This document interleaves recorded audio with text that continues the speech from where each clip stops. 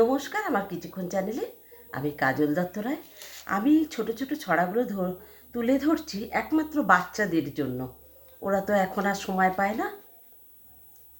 পড়বেন, দেখবেন, দেখাবেন। আজকে যে ছড়াটা পড়ছি, বিমলেন্দ্র চক্রবর্তী। এই ছেলেটি ভেলভেলেটি, পাখনা দুটো মেলে, ইচ্ছে হলেই উড়তে পারে দুঃখ পাহাড় ঠেলে। এই ছেলেটি হাসতে পারে, কাঁদতে পারে ভেউ। এই ছেলেটি কান্না ভেজায়, মুখ দেখেছ কেউ?